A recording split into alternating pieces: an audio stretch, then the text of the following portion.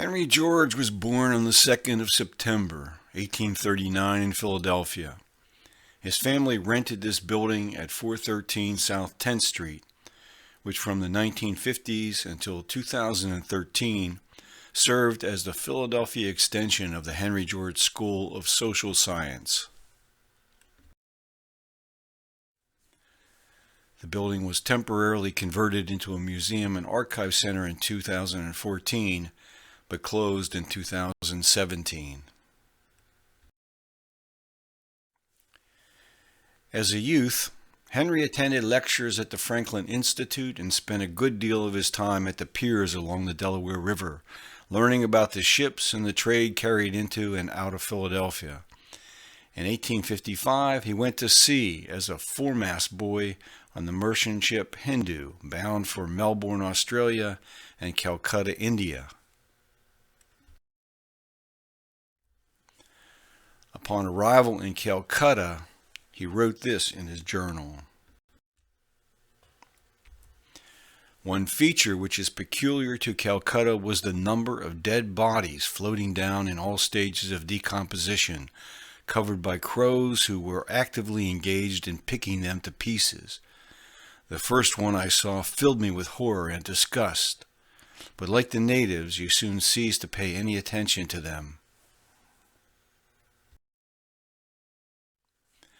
Upon his return to Philadelphia in 1856, Henry's father obtained a position for him with a printing firm, where he learned how to set type.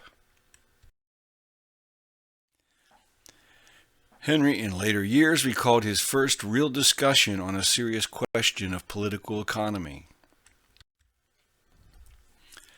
An old printer observed to him that while in old countries wages are low, in new countries they are always high. Neither the printer nor Henry at the time could explain why this was so.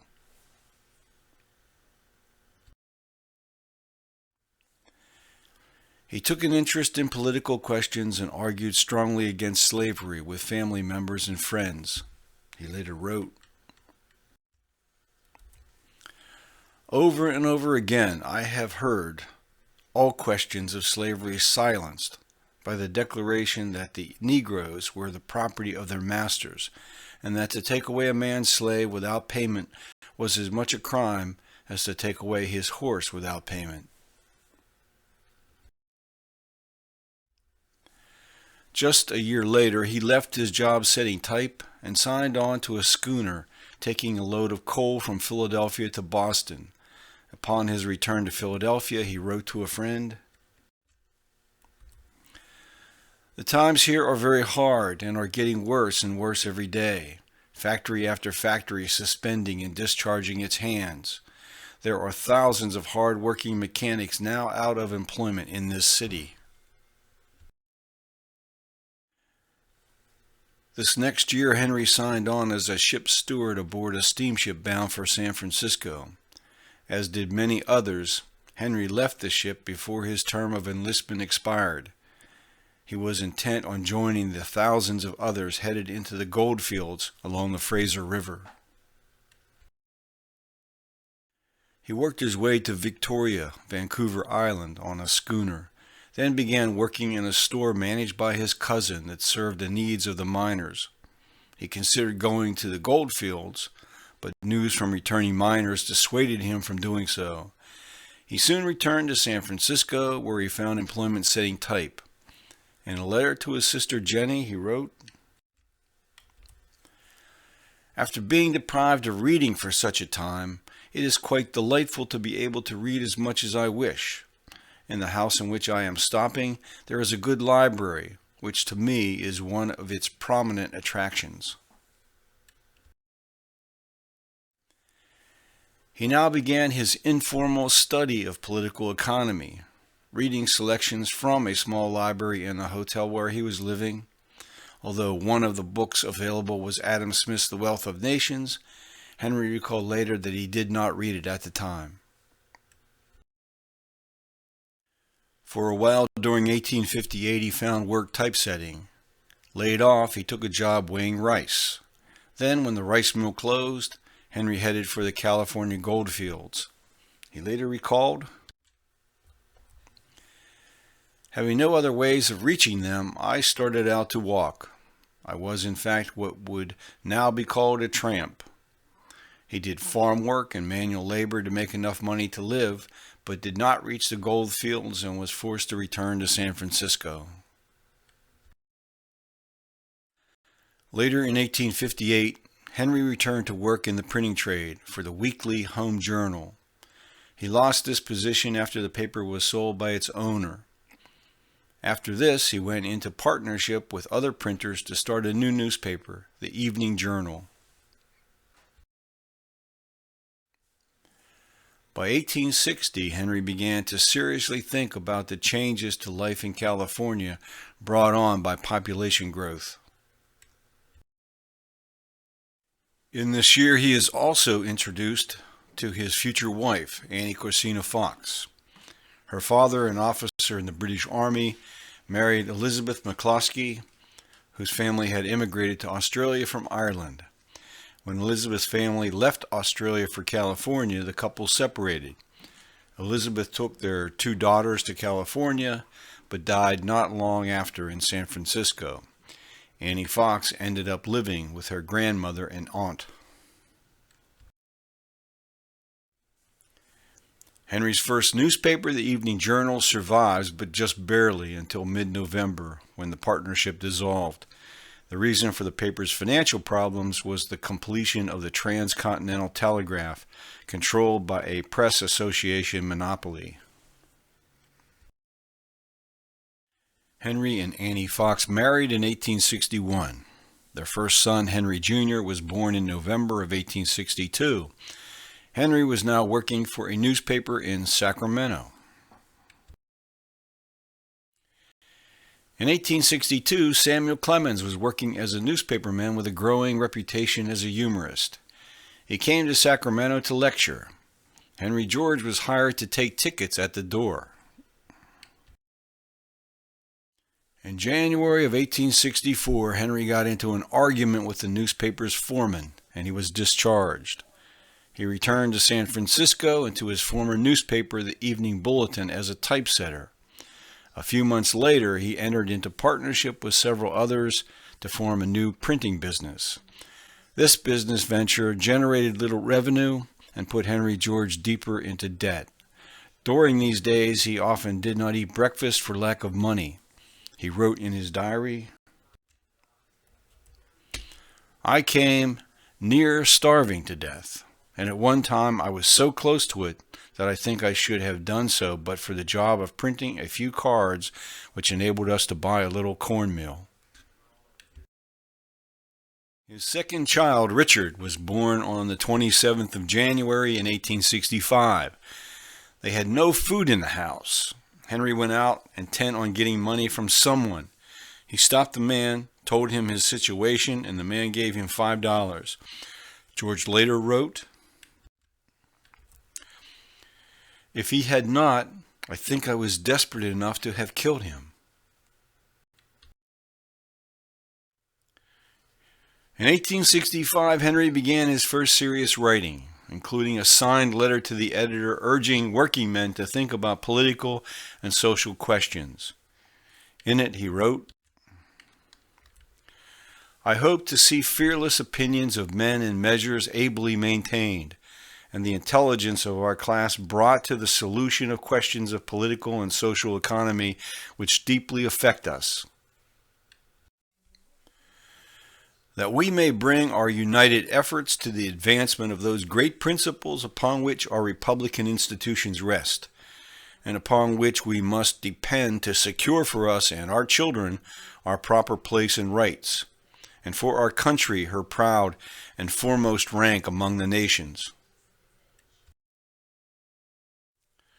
Following the assassination of Abraham Lincoln, Henry George wrote a remembrance of Lincoln, written as a letter to the editor, but printed by the editor as an article. George was then given assignments as a reporter for the paper, and his submissions printed as editorials. The year 1866 found Henry working at his printing trade back in Sacramento, doing work for the state government. At this time, he believed in the protection of local industry from external competition as the only way to keep employment and wages high. However, after listening to a speech by a leading protectionist, Henry discarded these ideas in favor of free trade. He later recalled that when asked what he thought in response to the protectionist speech by the land agent of the Central Pacific Railroad, he said, "If what he said was true, it seemed to me that the country that was hardest to get at must be the best country to live in, and that instead of merely putting duties on things brought from abroad, we ought to put them on things brought from anywhere, and that fires and wars and impediments to trade and navigation were the very best things to levy on commerce." His professional life now took a major turn for the better. In June of 1867, he was appointed managing editor of the San Francisco Times. Then, in 1868, he was engaged by owners of another paper, the San Francisco Herald, to travel to New York to try to get the paper admitted to the Associated Press or establish a news service for the paper. The effort failed because of opposition from the Associated Press, whose owners pressured Western Union to dramatically increase the rates charged to Henry George's newly created news service. Henry's first major serious writing, What the Railroad Will Bring Us, was published in 1868 in the Overland Monthly. In this article, he concluded,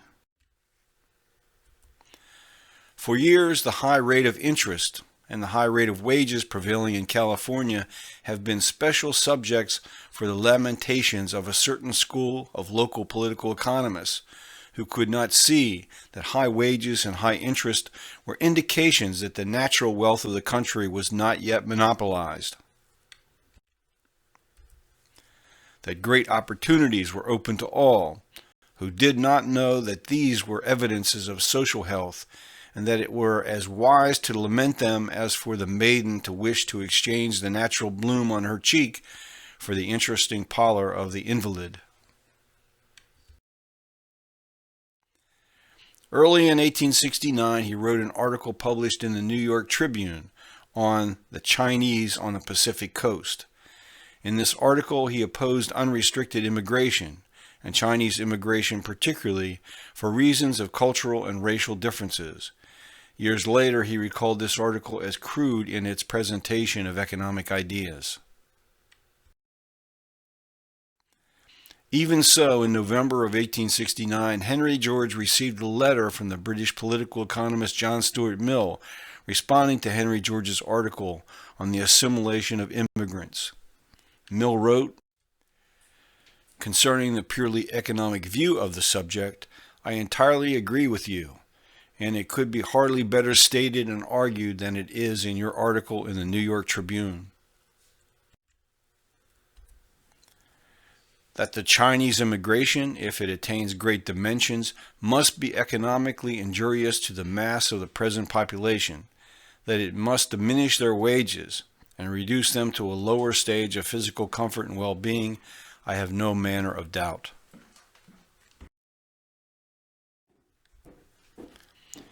In 1886, his own book Defending Free Trade was published. He came to see that certain changes in law and taxation were essential before eliminating tariffs or even restrictions on immigration would lead to widespread benefits.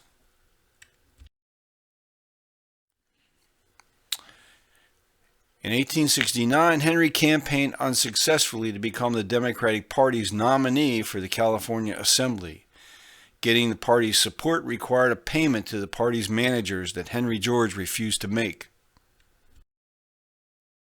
In an address delivered on the 26th of March, 1878 in San Francisco, titled "Why Work is Scarce, Wages Low, and Labor Restless," Henry revealed the truth he had come to, the reason why workers feared new immigrants. To abolish land monopoly will be to make short work of the Chinese question, root the white race in the soil, and all the millions of Asia cannot dispossess it. Henry then met Henry Haight, governor of California, an avowed Jeffersonian Democrat. He also befriended a member of the governor's staff, John Scott. Both were by now members of the American Free Trade League. As a result of his new associations, Henry was appointed editor of the Democratic Party paper, The Transcript. While in this position, he met William Swinton, brother of a well-known New York radical, a lecturer on literature and history at the newly established University of California at Oakland, who encouraged Henry to broaden his self-education. Henry had become focused on the coming of railroads to California. He concluded that one of the things the railroad would bring was accelerating land speculation, driving up prices and the cost of living for working people. While taking a ride in the country one day, he asked a passing teamster what land in the area was worth. He was told that one landowner might sell him some land nearby for $1,000 an acre. Henry later wrote, "Like a flash, it came upon me that there was the reason of advancing poverty with advancing wealth. With the growth of population, land grows in value, and the men who work it must pay more for the privilege." In February of 1870, Henry accepted an offer by Governor Haight to become managing editor of the state's main Democratic Party paper, the Sacramento Reporter. Several years of research and thinking about what political economists had referred to as the land question resulted in his first book, Our Land and Land Policy, published in 1871. Henry was just 32 years old. He found it absolutely unbelievable that so much of the nation's land area had already come under the control of just a small number of people and business entities. Of California, he wrote, "With but 600,000 inhabitants, free land should be plentiful. Yet the notorious fact is that so reckless has been the land policy that the immigrant in 1871 has, as a general thing, to pay a charge to middlemen before he can begin to cultivate the soil. Already individuals hold thousands and hundreds of thousands of acres apiece." Henry George's understanding of political economy is by this time already well developed. He makes the penetrating observation that the value of land is not an element in the wealth of a community. It indicates the distribution of wealth. The value of land and the value of labor must bear to each other an inverse ratio. Henry George in this work provides his views on what the nation's land policy should be, the taxation of the full annual rental value of land. Why should we not go back to the old system and charge the expense of government upon our lands? This had been the practice for much of history around the world until the ownership of land had become privatized. Land taxation does not bear at all upon production. It adds nothing to prices and does not affect the cost of living. As it does not add to prices, it costs the people nothing in addition to what it yields the government. While as land cannot be hid or moved, this tax can be collected with more ease and certainty and with less expense than any other tax, and the landowner cannot shift it to anyone else.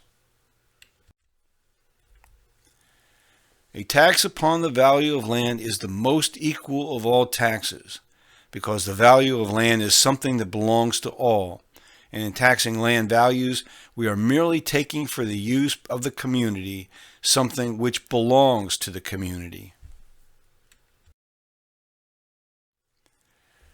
A scholarly lawyer he knew in San Francisco informed Henry George that the proposals he advocated were essentially the same as those put forward a century earlier by a French school of political economists known as the physiocrats.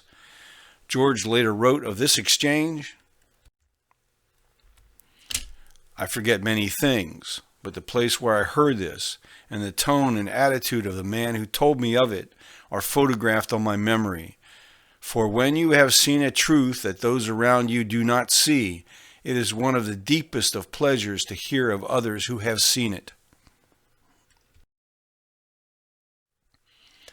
In 1871, Henry's next move was to co-found a new daily newspaper, the San Francisco Evening Post.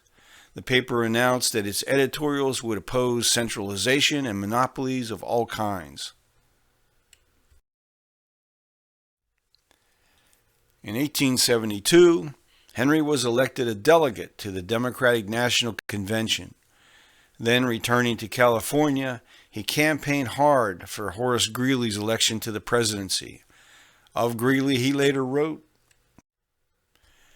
"We all felt in this sturdy, benignant old man we had a candidate around whom we could all rally, and who fittingly represented the grandest idea of the time, the idea of reconciliation." An economic downturn beginning in 1875 caused the paper's financial backer to demand repayment of a large loan only recently extended. The principals of the paper were under great pressure to raise the cash to make the repayment. Henry George turned over his interest in the paper and departed. He decided to leave the Evening Post so that he could devote time to a serious writing project. He wrote to California Governor Irwin to request a position with the state. In seeking this appointment, he asked the governor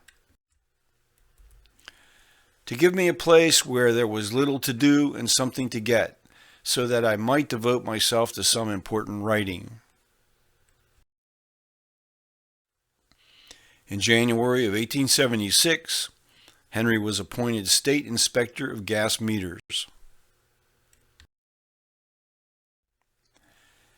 In March of 1876, he makes his first political speech in San Francisco. He declares, "Fellow citizens, Negro slavery is dead. But cast your eyes over the North today and see a worse than Negro slavery taking root under the pressure of the policy you are asked to support by your votes. See 70,000 men out of work in the Pennsylvania coal fields, 50,000 laborers asking for bread in the city of New York." In 1877, Henry delivered a lecture on the study of political economy to students and faculty of the newly established University of California at Berkeley. He had initially been invited to do a series of lectures. However, he so alarmed some of the university faculty and governing board by his views that he was not invited to return. A few excerpts from his lecture will serve to explain.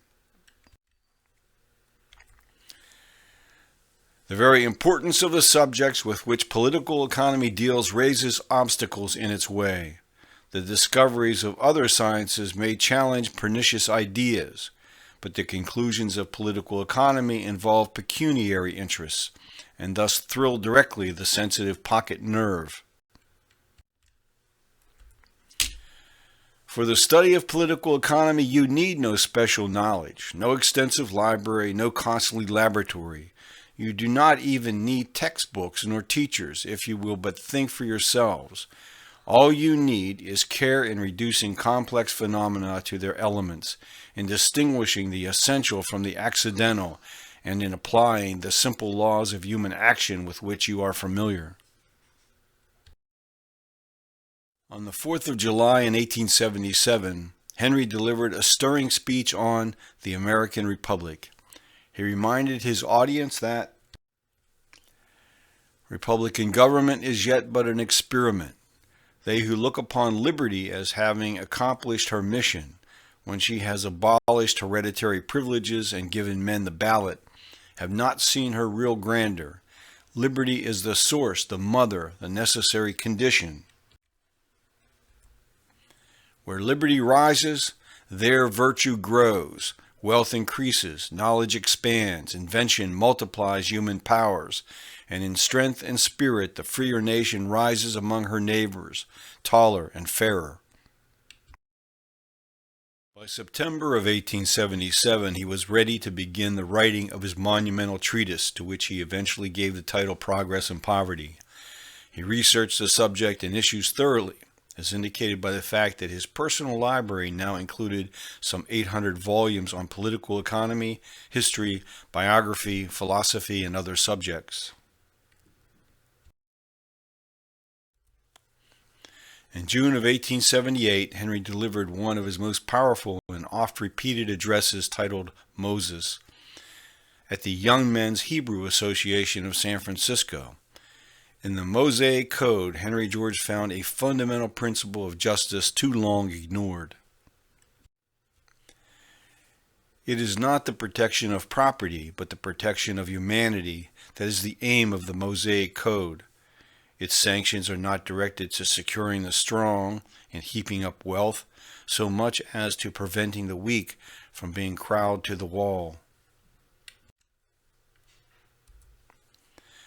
At every point, it interposes its barriers to the selfish greed that, if left unchecked, will sure differentiate men into landlord and serf, capitalist and workman, millionaire and tramp, ruler and ruled. Henry completed the manuscript of Progress and Poverty in March of 1879. The book was rejected by a New York publisher, D. Appleton and Company, with the comment, "There is very little to encourage the publication of any such work at this time, and we feel we must decline it." Henry decided the only way to have the book published was to make his own plates. A former partner, William Hinton, offered his services to set the type and make the plates. As the process started, Henry made numerous revisions to the text. When finished, he dedicated the book to those who, seeing the vice and misery that spring from the unequal distribution of wealth and privilege, feel the possibility of a higher social state and would strive for its attainment. In August of 1879, Henry published the author's edition of Progress and Poverty, which he sent to publishers in the United States and England. He also sent a copy to Sir George Grey in New Zealand, who responded, "I have already read a large part of the book. I regard it as one of the ablest works on the great questions of the time. It will be of great use to me." Finally, in October of 1879, D. Appleton agreed to publish Progress and Poverty using the plates provided by Henry George. This edition appeared in January of 1880. Henry came east to New York to lecture and promote the book. An inexpensive paper-covered edition followed in April, and this printing sold out quickly. At year-end, the book was translated into German, and sales of this edition grew rapidly. He soon began his next book, The Irish Land Question, What It Involves and How Alone It Can Be Settled, which was published early in 1881 with the more general title removing the reference to Ireland. Later in the year, Henry was hired by the New York newspaper Irish World to travel to Ireland and England to report on the rising tension between Irish nationals and absentee English landlords.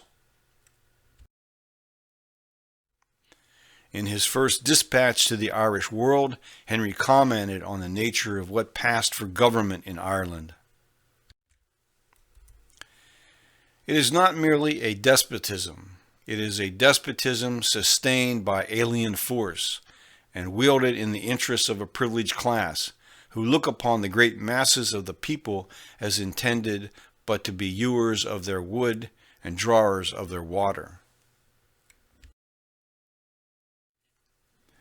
In November of 1881, Henry delivered an address on the land question in Dublin, followed by a second address at the beginning of January 1882. He then sailed to England, where he met with the prominent Irish leaders imprisoned in London. He also met with Helen Taylor, the stepdaughter of John Stuart Mill, who assured George that Mill would have embraced the truths revealed in Progress and Poverty. In January of 1882, Henry received from the socialist leader Henry M. Hyndman a copy of a 1775 address by Thomas Spence on the real rights of man, delivered before the Philosophical Society of Newcastle. Spence is often referred to by historians as a forerunner of Henry George, as they shared many insights. In this address, Spence proclaimed common rights in land and proposed that land values be taken for public purposes, taxing nothing else. George urged Hyndman to publish Spence's lecture as evidence that this position had a long history of support. George also met Herbert Spencer, author of the book Social Statics, first published in 1851, in which the philosopher expressed views similar to those held by Henry George on the land question. However, by this time, Spencer had changed his views, and their meeting left George with, quote, a deep disappointment, unquote. In August of 1882, Henry embarked on an investigative trip through Western Ireland. He and an English companion were arrested by the police under the Crimes Act as suspicious strangers. George later recorded that to come to Ireland only to be mistaken for an emissary of sedition, a would-be assassin of landlords, or maimer of cattle, was something that had not entered into my companion's calculations. Later the same day, in the town of Athenry, he was again arrested. In both instances, he was released within a few hours. However, he wrote to the President of the United States describing what he observed as the mistreatment of U.S. citizens in Ireland by British authorities. Henry George's arrests were reported in all of the Irish and British newspapers, which stimulated the demand for his books. A serious review of Progress and Poverty appeared in the London Times. Sales in Australia and New Zealand were also increasing. Back in the United States, the New York Times printed this short poem on Henry George written by Emma Lazarus.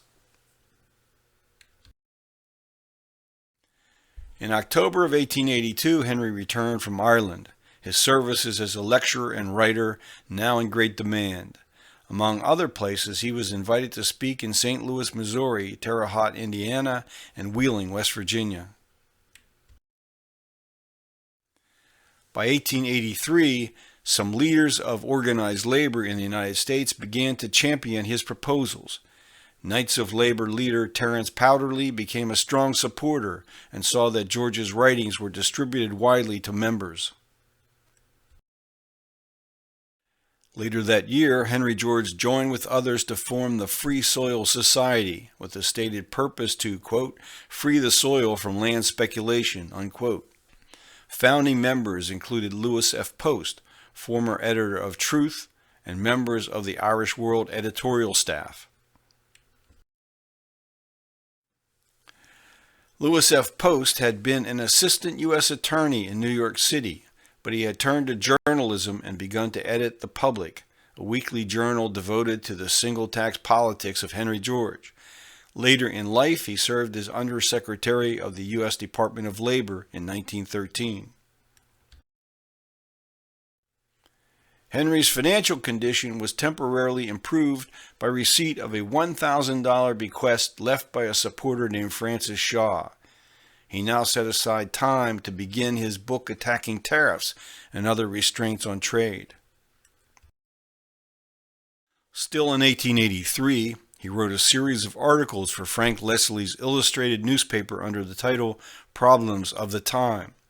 In the fifth article, George provided evidence of the increasing concentration of land holdings and a fall in the number of farms.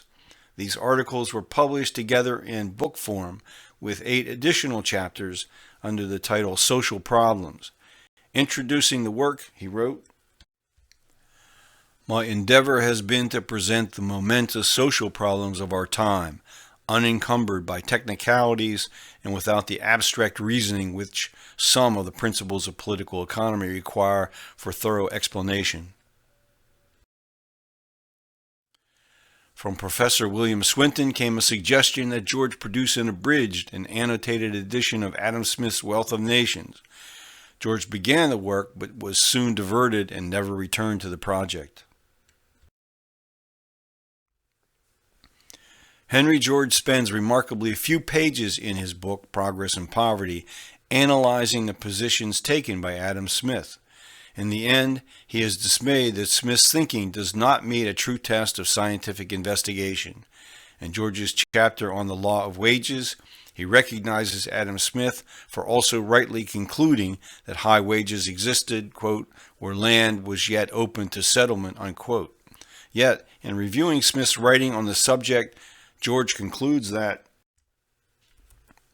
Smith failed to appreciate the true laws of the distribution of wealth only because he turned away from the more primitive forms of society to look for first principles amid complex social manifestations, where he was blinded by a pre-accepted theory of the functions of capital and a vague acceptance of the doctrine which, 2 years after his death, was formulated by Malthus. Supporters in Britain arranged a lecture tour for Henry George throughout England and Scotland. At Oxford University, a young professor, Arnold Toynbee, developed 2 lectures responding to Progress and Poverty. Unfortunately, Toynbee died suddenly a short time afterward, so that George did not have the opportunity to debate him on the issues. Joseph Chamberlain, leader of the so-called radicals in Parliament, fearful of the growing influence of Henry George's ideas, wrote,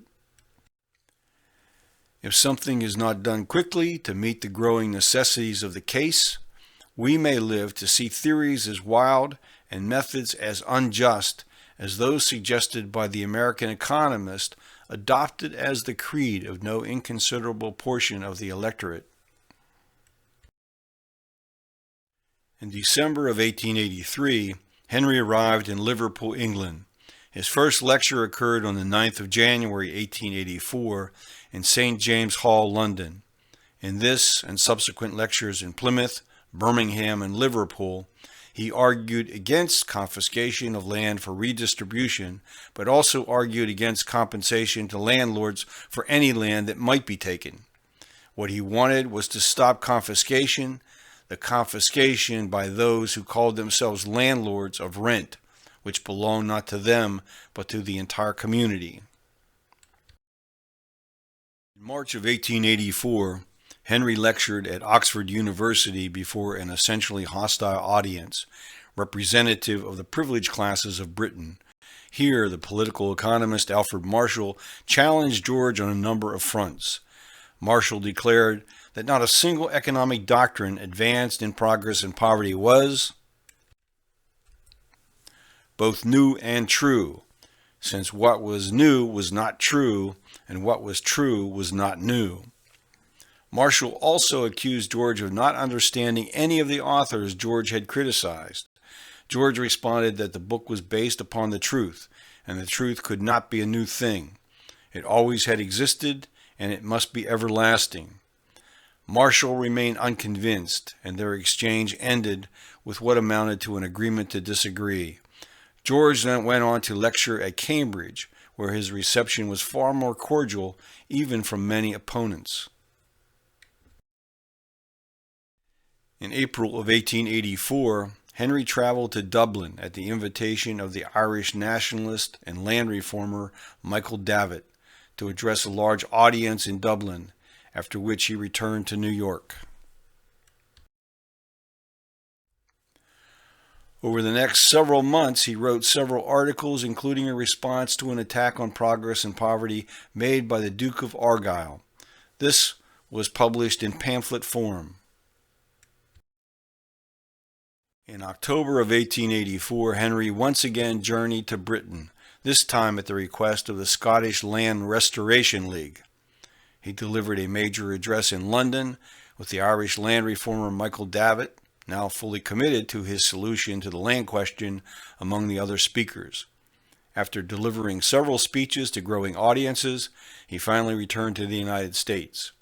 Remarkably, in Britain, now even Joseph Chamberlain was now calling for the taxation of land values in his own speeches. His next book, Protection or Free Trade, appeared in 1886. Several chapters from the book appeared in serial form in various newspapers. Henry now made the acquaintance of a wealthy businessman, Tom L. Johnson, who gained his fortune by acquiring street railroad franchises. After reading both Social Problems and Progress and Poverty, Johnson called on Henry George in Brooklyn. Although Johnson's fortune was based on monopoly privileges he secured from government, he saw the truth in Henry George's writings. He later recalled, "I went to talk to Mr. George about his cause, and I wanted in some way to call it my cause too. But he stretched out on a lounge, and I sat in a chair, and I found myself telling him the story of my life." With his fame growing, Henry George was drafted in 1886 by the New York labor unions to run for the office of mayor of New York City. The Tammany political machine nominated Abram S. Hewitt. The Republicans nominated a young Theodore Roosevelt. A Tammany official approached George, telling him that if he refused the nomination, they would run him for Congress. George responded, "You tell me I cannot possibly get the office. Why, if I cannot possibly get the office, do you want me to withdraw?" His reply, "You cannot be elected, but your running will raise hell." George responded, "You have relieved me of embarrassment. I do not want the responsibility and the work of the office of the mayor of New York, but I do want to raise hell. I am decided and will run." George finished second behind Abram Hewitt. He received over 68,000 official votes. More were said to be floating down the Hudson River. In January of 1887, Henry started a newspaper, The Standard, in New York City. Lewis F. Post joined the paper as editorial and special writer, and Henry George's eldest son came aboard as correspondence editor. The paper defended the Reverend Dr. Edward McGlynn, who in supporting George's campaign was suspended for holding views contrary to Catholic doctrine. In The Standard, George wrote, "What Dr. McGlynn is punished for is for taking the side of the working men against the system of injustice and spoliation and the rotten rings which have made the government in New York a byword of corruption." Henry George and Dr. McGlynn joined forces to form the Anti-Poverty Society. The solution to the land question, as Henry George proposed, came to be described as the single tax. The term is said to have been originated with Henry George's collaborator, Thomas Sherman. In 1888, William Lloyd Garrison, Jr., son of the anti-slavery crusader, joined the single tax campaign. Of Henry George, he wrote in 1898, following George's death, "I may be mistaken, but I place him among the great benefactors of the race. It was a privilege to know and love him, and a satisfaction to feel that I cast my lot with him in this day of small things, when such tribute as the nations paid him at the last was beyond the most extravagant dream. Without the right of all men to the use of the earth, men must be in subjection to their brothers, and the extremes of wealth and poverty alarm civilization." From Russia, Leo Tolstoy added his own voice to that of Henry George's. Tolstoy became an ardent supporter of Henry George's proposals as a solution to Russia's social problems. In his novel Resurrection, he presented George's solution to the land question. Henry George planned to visit Tolstoy during the 1890s, but health problems prevented him from doing so before his death in 1897. However, they exchanged correspondence, and in a letter Tolstoy wrote dated the 8th of April, 1896, he conveyed his thanks to Henry George. There is nothing that widens so much the horizon, that gives such firm support or such a clear view of things as the consciousness that although it is but in this life that we have the possibility and the duty to act, nevertheless this is not the whole of life, but that bit of it only which is open to our understanding. The reading of every one of your books makes clear to me more and more the truth and practicality of your system.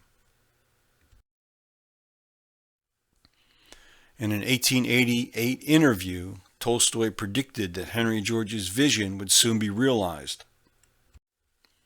In 30 years, private property in land will be as much a thing of the past as now is serfdom. Henry George had formulated the next article in the program of the progressivist liberals of the world. What Tolstoy failed to foresee was that the elimination of private property in land occurred in Russia and elsewhere under circumstances very different from those proposed by Henry George. Early in 1889, Henry made 2 more trips to Britain and Ireland in response to requests by supporters, including Ireland's Michael Davitt. He took time to briefly visit Paris.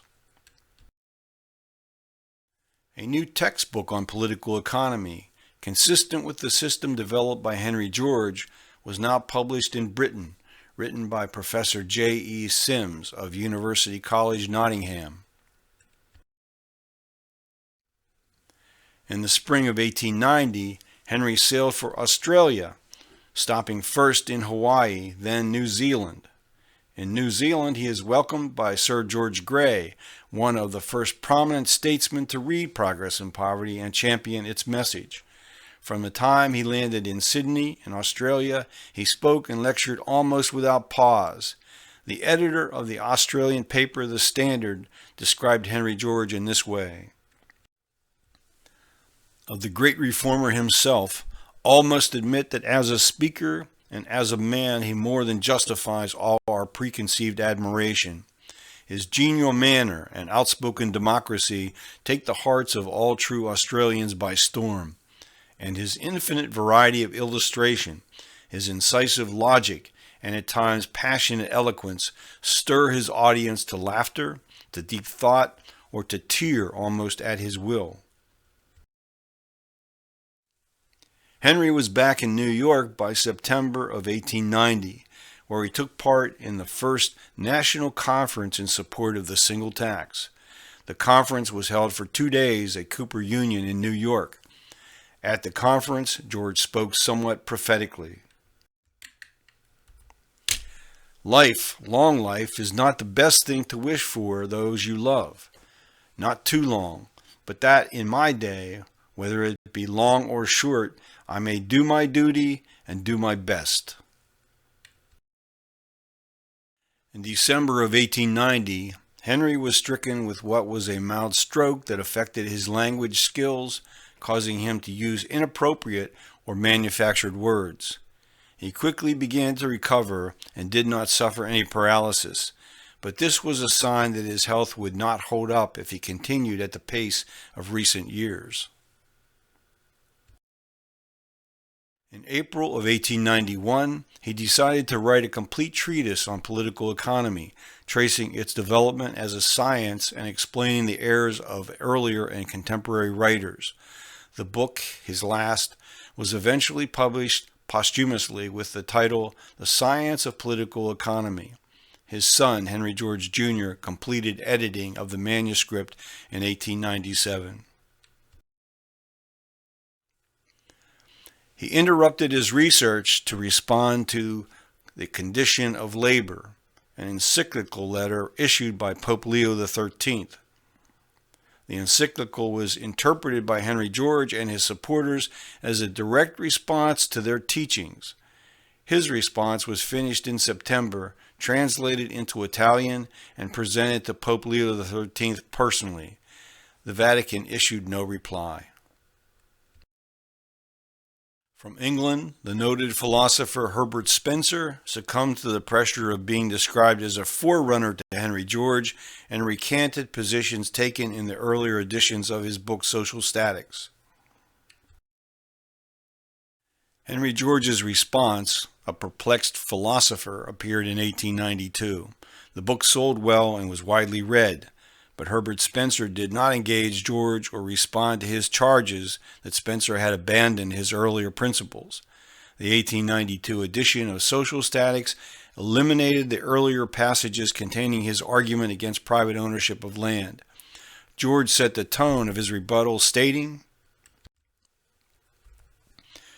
"Since philosophy is the search for truth, the philosopher who in his teachings is swerved by favor or by fear forfeits all esteem as a philosopher.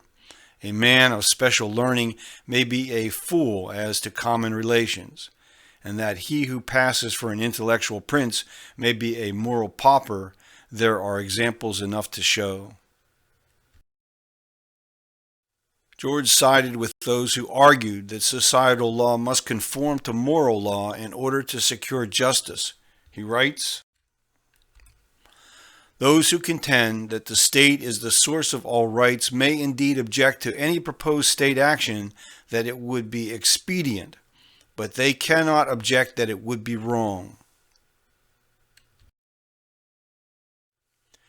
Faced with rising costs and a falling readership, the Standard ceased publication in August of 1892.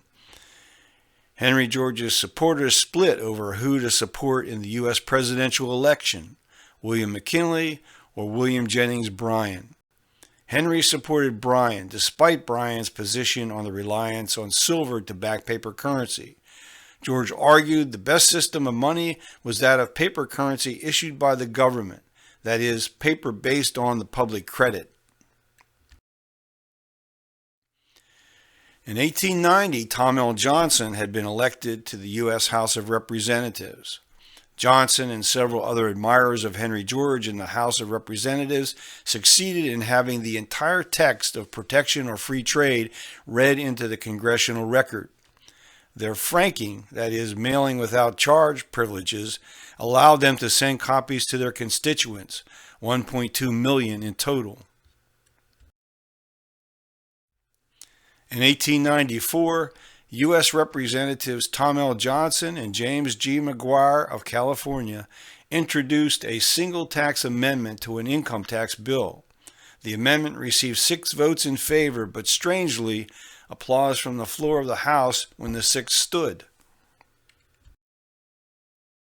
In 1896, single tax supporters in Delaware embarked on a campaign to get legislation passed requiring that all revenue be raised from the taxation of land values. The effort failed.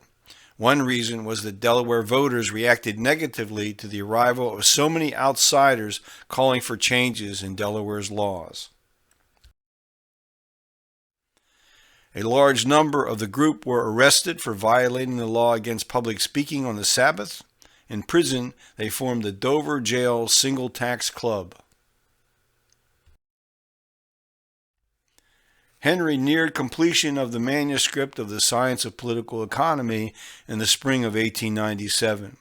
He mailed a copy to his longtime friend in San Francisco, Dr. Edward R. Taylor, for comment.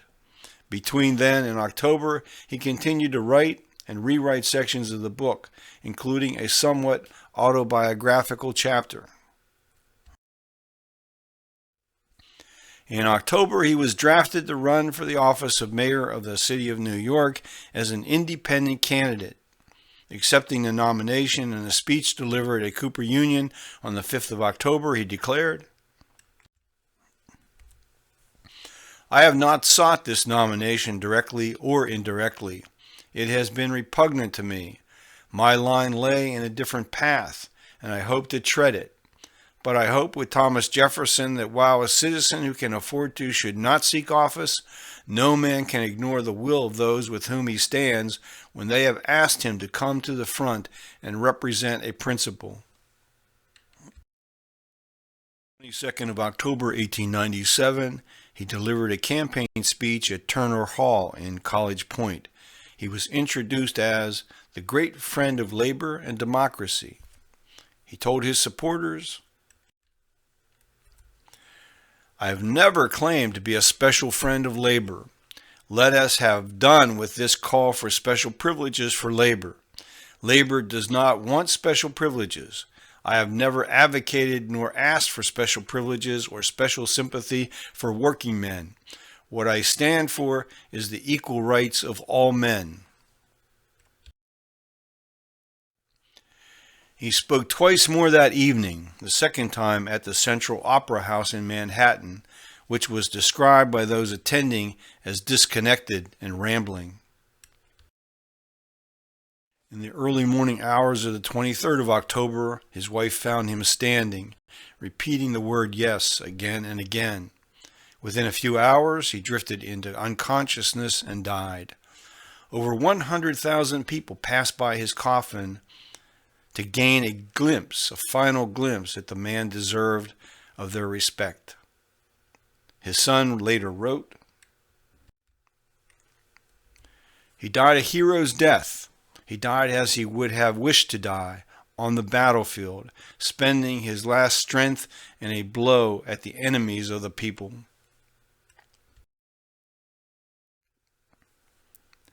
He died believing his purpose was fulfilled. The truth that I have tried to make clear will not find easy acceptance. If that could be, it would have been accepted long ago. If that could be, it would never have been obscured. But it will find friends, those who will toil for it, suffer for it, if need be, die for it. This is the power of truth. In the United States, Tom L. Johnson became the movement's most important leader. Johnson was elected mayor of Cleveland, Ohio in 1901 and remained active until his death in 1911. A statue of Johnson occupies a place of honor in Cleveland. The book he holds is Henry George's Progress and Poverty. Lewis F. Post took over as editor of The Public, a weekly newspaper based in Chicago. He contributed his own major work, Ethics of Democracy, in 1903, which he dedicated to Henry George.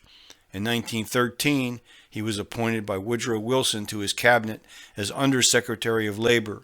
He died at the beginning of 1928. In New York, a developer named Lawson Purdy campaigned for separate land assessments and the taxation of land values. He came to head the New York City Tax Department around 1911. In 1936, he was elected to the board of the Robert Schockenbach Foundation, established 10 years earlier to ensure that Henry George's books were kept in print. Joseph Fels, whose family had built a sizable fortune manufacturing soaps, first became interested in the single tax movement in 1891 in Philadelphia. He would spend a major portion of his share of this fortune trying to make the single tax a reality. In 1899, Fels contributed funds for the construction of a library and other projects in the colony of Fairhope, Alabama, founded in part on the principles espoused by Henry George. Beginning in 1901, he spent most of his time in Britain working on various land projects. He also provided matching grants to the London-based United Committee for the Taxation of Land Values, and in 1909 he was instrumental in gaining the support for a land tax bill from Lloyd George. Early in 1909, Fels launched the Joseph Fels Fund in an effort to jumpstart what he recognized was the failing campaign in the United States. He pledged $25,000 a year for 5 years, yet he was overspending and fast depleting his own financial reserves. He died on the 22nd of February 1914. The Joseph Fels Fund was dissolved in 1916. In 1910, the Joseph Fels Fund Commission organized its first single tax conference in New York. In 1914, Pennsylvania amended its state constitution to permit large cities to apply a separate rate of taxation to assess land values than to property improvements. Pittsburgh and Scranton now had a local option to adopt this system. In 1920, the Single Tax Party held its first convention in New York City. The party's presidential candidate was Robert C. Macaulay. Richard C. Barnum ran for vice president.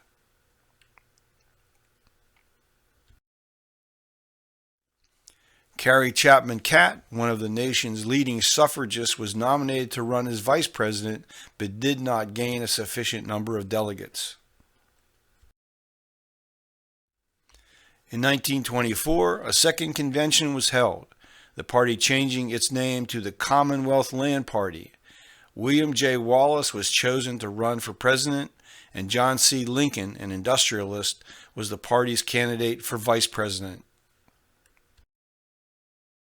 In 1925, the Robert Schockenbach Foundation was established in New York to ensure Henry George's books remain available.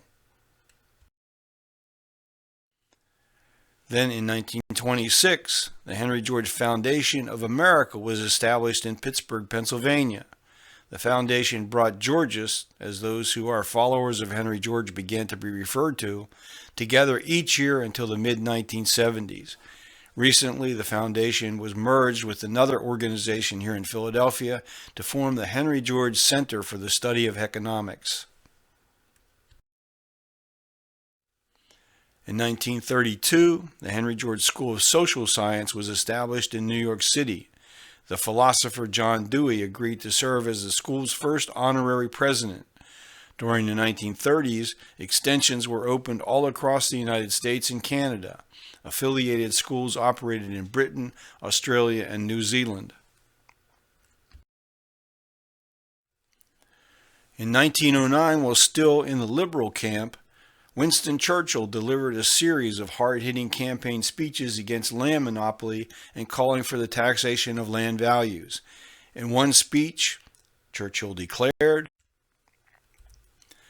"It is quite true that the land monopoly is not the only monopoly which exists, but it is by far the greatest of monopolies. It is a perpetual monopoly, and it is the mother of all other forms of monopoly. It is quite true that unearned increments in land are not the only form of unearned or undeserved profit which individuals are able to secure, but it is the principal form of unearned increment which is derived from processes which are not merely not beneficial, but which are positively detrimental to the general public. Land, which is a necessity of human existence, which is the original source of all wealth, which is strictly limited in extent, which is fixed in geographical position. Land, I say, differs from all other forms of property in these primary and fundamental conditions." Sun Yat-sen, leader of the Chinese nationalists, read Progress and Poverty around 1897. George's influence on his thinking is found in an essay written that year. In this essay, he argued that China's agrarian problems were not the consequence of overpopulation or of the insufficiency of arable land, but rather of inadequate transport, internal trade barriers, and unfair import competition. By 1899, Sun was calling attention to the heavy burdens of land rents upon the farmers, writing, "We propose that the government shall levy a tax proportionate to the price of the land, and if necessary, buy back the land according to its price." From Berlin in 1931, Albert Einstein, responding to a letter regarding Henry George from a woman in Pennsylvania, wrote, "I have read for most parts Henry George's book with extraordinary interest, and I believe that its main outline represents an indisputable point of view, particularly with regard to the cause of poverty." Frederick Howe studied at Johns Hopkins University under Woodrow Wilson and economist Richard Ely.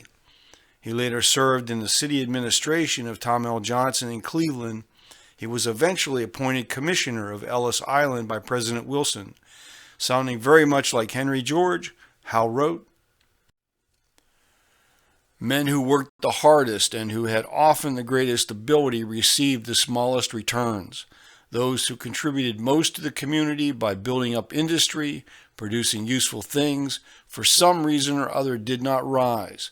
But year after year the other group grew rich and acquired social and political power." Francis Nielsen, author of the great anti-war book published at the outbreak of the First World War, How Diplomats Make War, and member of the British Parliament, arrived in the United States in 1915. In 1920, Nielsen founded the Freeman, one purpose of which was to keep the perspectives of Henry George in the public dialogue.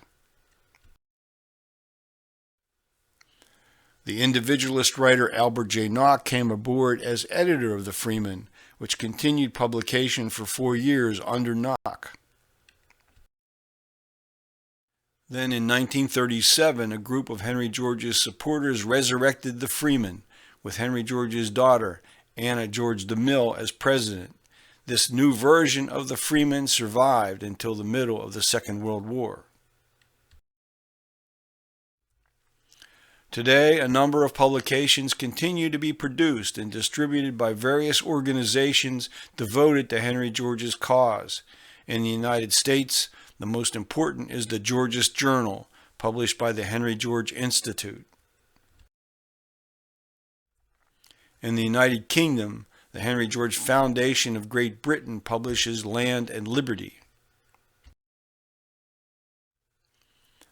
Prosper Australia publishes Progress. A council of Georgist organizations holds an annual conference at different locations throughout North America. The International Union for Land Value Taxation, based in London, has NGO status at the United Nations, publishes books, other materials, and holds an international conference every few years.